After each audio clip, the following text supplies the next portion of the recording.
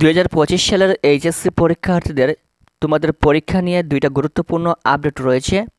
প্রথম আপডেট হচ্ছে তোমাদের টেস্ট পরীক্ষার ফলাফল প্রকাশ নিয়ে। দ্বিতীয় আপডেট হচ্ছে তোমাদের ফাইনাল পরীক্ষার ফর্ম পূরণের বিজ্ঞপ্তি নিয়ে। টেস্ট পরীক্ষা কবে অনুষ্ঠিত হবে, টেস্ট পরীক্ষার ফলাফল কবে প্রকাশ হবে এবং এই টেস্ট পরীক্ষার ফলাফলের পর তোমাদেরকে ফর্ম ফিল আপ করতে হবে ফাইনাল পরীক্ষার জন্য। এই ফর্ম ফিল আপ কবে শুরু হবে সম্পূর্ণ বিষয় নিয়ে আজকের এই ভিডিওতে আলোচনা করব। অবশ্যই সম্পূর্ণ ভিডিওটি শেষ পর্যন্ত দেখবেন এবং যারা 2025 সালের এইচএসসি পরীক্ষার্থী রয়েছে অবশ্যই চ্যানেলটি সাবস্ক্রাইব করে রাখবেন 2025 সালের এইচএসসি পরীক্ষার সকল আপডেট আমাদের এই চ্যানেল থেকে সবার আগে পাওয়ার জন্য।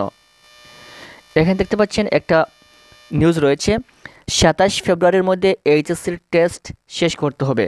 তার মানে আগামী 27 ফেব্রুয়ারির মধ্যে এইচএসসি পরীক্ষার্থীদের টেস্ট পরীক্ষা শেষ করতে হবে। এখানে শিক্ষা মন্ত্রণালয় থেকে একটা বিজ্ঞপ্তি প্রকাশ করেছে এবং এই বিজ্ঞপ্তির মাধ্যমে তারা জানিয়ে দিয়েছে। এখানে তারা বলছে যে 2025 সালের সকল এইচএসসি পরীক্ষার্থীদের টেস্ট পরীক্ষার ফলাফল আগামী 27 ফেব্রুয়ারির ভিতরে প্রকাশ করতে হবে।